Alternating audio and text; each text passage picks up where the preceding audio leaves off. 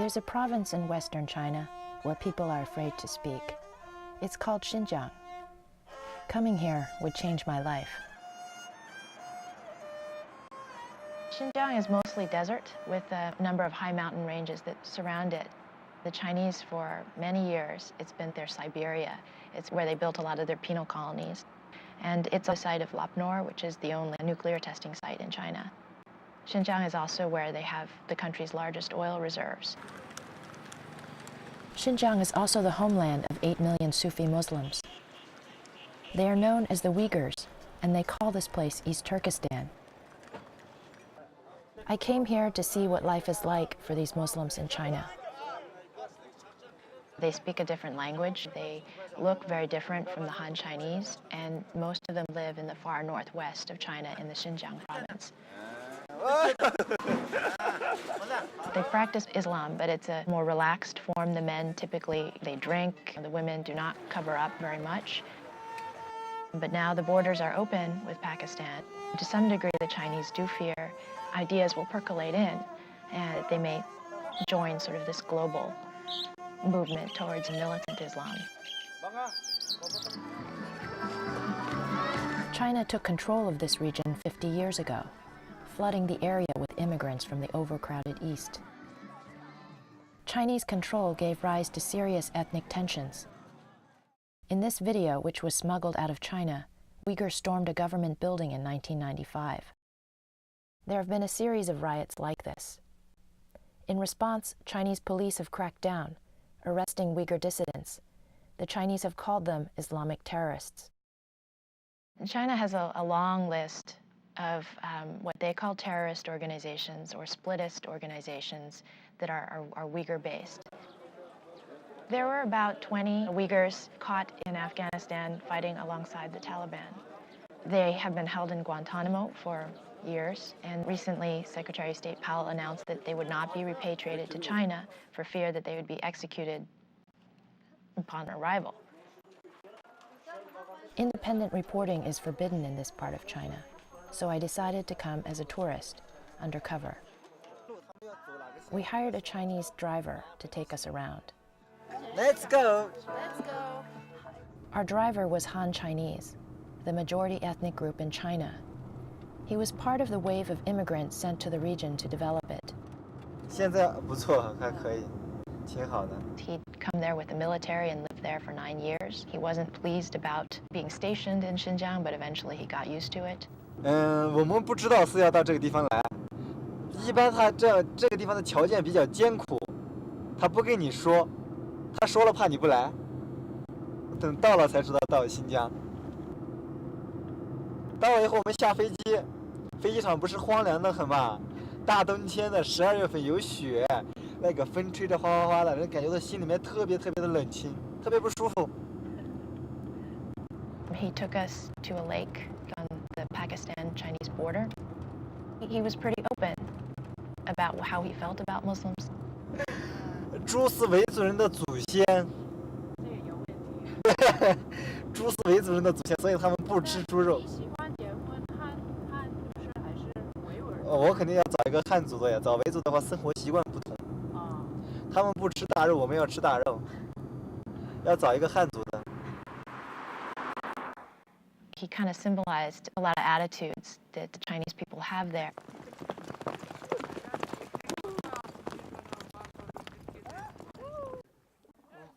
Hello!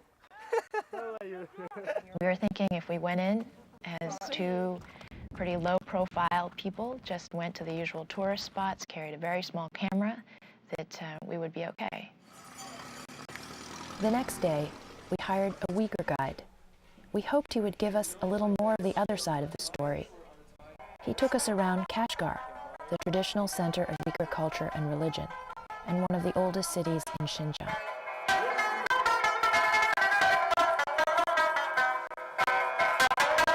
Guess what is this for? Serene. Smoking. Smoking. No, you're wrong. You have 2 more chances. With a candle, you snuff this. No, wrong. Okay. Listen. Clue. This is actually the things for Uyghur babies pee. Okay, sounds funny, huh? It is. We have been using this for 1,000 years.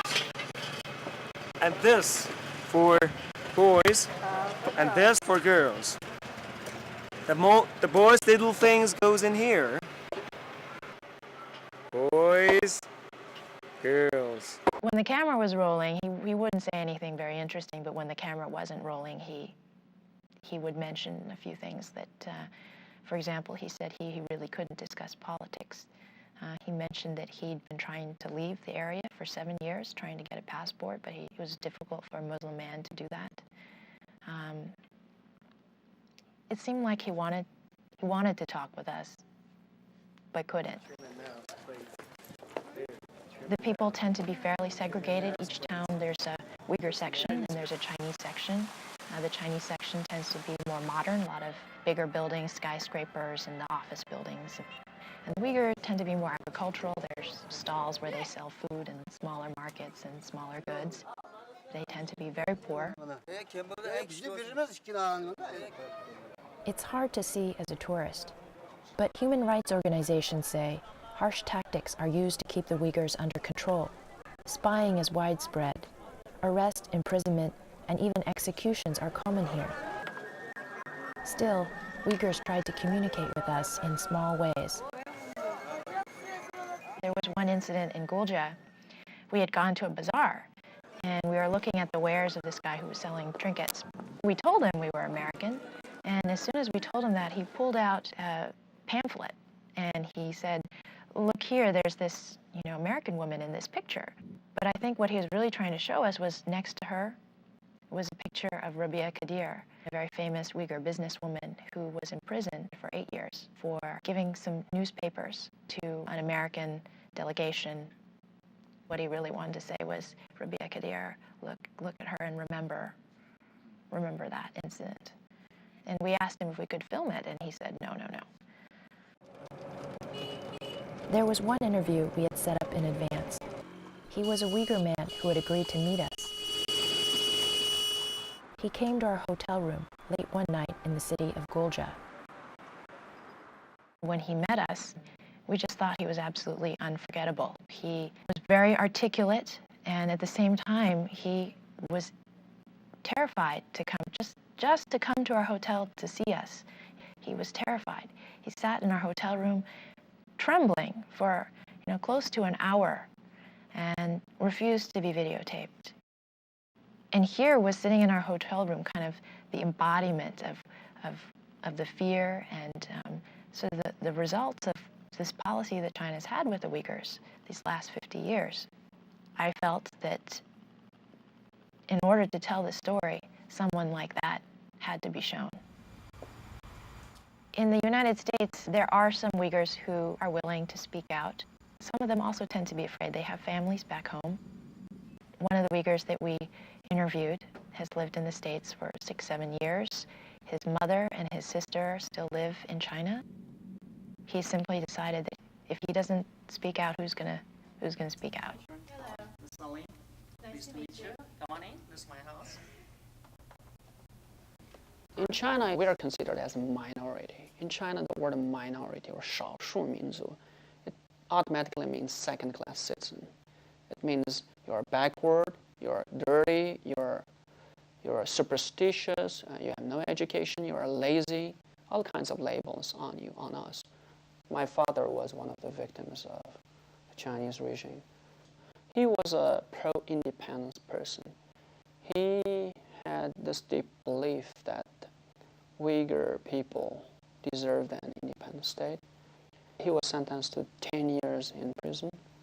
He was in prison from 1970 till 1980. By the time his father got out of prison, Alam was 11 and didn't recognize him. When I went home and I saw one gray-haired, long-bearded, skinny older man, we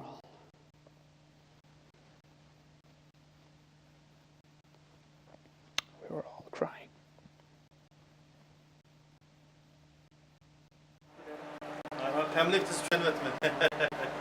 Today, Alam and his brother live in the United States under political asylum.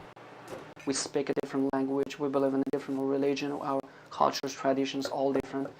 today China conquered us, occupied us, and treat us like slaves, dogs, whatever, not as human beings, without respecting our human rights, religious freedom, everything, just force us to live according to Chinese culture and Chinese standard. There is no way we can accept that, and we will not accept that. I don't think we have ever accepted that. And that's why, as feeble as we are, we're still struggling against Chinese rule. While I was back in the United States, I received an email from the Uyghur man who had been too frightened to talk to us earlier. He said the situation was getting worse, and he had decided to talk. At the end of October, I flew back to China and went to the capital in Urumqi and met him.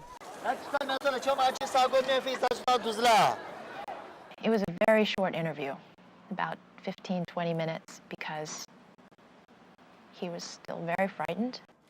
He said that if the government knew that he had come to talk with me, he would be punished very severely. He talked a bit about the fact that Uyghurs, they just can't express themselves. He didn't talk about separatism. He simply said they wanted to be able to speak freely. I asked him if he knew if there were terrorists, and he said he didn't know of any. He wasn't aware of any. It's just mostly people are discontented with the way they're treated, and the difficulty of trying to eke out a life as a Uyghur man in that part of the country. He brought with him a list that he wrote of about 20 names and ages of Uyghurs, he said, that he'd read in the newspaper had been either imprisoned or executed. That list later became a big problem for him. We finished the interview at sunset and left the hotel. As soon as we got out the front door, I noticed out of the corner of my eye these two men dressed in plain dark clothing walking towards us. They grabbed his arm, they grabbed my arm, they showed us some identification and told us they were police and we needed to go back upstairs to his room with them. They had him take off his jacket, empty out his pockets, and they told him to stand against the wall. He was so frightened he fell to his knees and he passed out. After a while, they took him into another room, and when they brought him back, he was crying. And the rest of the time that I was with him, he was just crying with his head in his hands. They asked me again and again and again what was my motivation. Why was I so interested in terrorists? Why was I so interested in terrorism? Why did I want to talk with terrorists? Again and again, just conflating the words terrorist, Uyghur, separatist. In their minds, it was all one thing. When they were questioning me, I never felt like they were concerned about finding out what the truth was. I felt it was about punishment. Punishment for this man coming to see me, punishment for me for coming to China to talk about Uyghurs. I only had one tape, and they took it. I'm assuming it's now evidence against him. Past history of China's treatment of Uyghurs who've been in their custody has been very severe. Experts in China, human rights advocates have said, if he gets 3 to 5 years in prison, you should just be happy for him and just not say anything. But since that night, I haven't been able to obtain any information about him. That's why I decided to reveal his identity, to bring attention to his situation. His name is Dilkesh Tilavaldi. He worked for the city of Gulja. He was taken away on the night of October 19th by the Ministry of State Security. Subscribe to those journalistic ethics that say that the story is important. It's important to get the truth out there, but, the price was very high and I didn't have to pay it. So,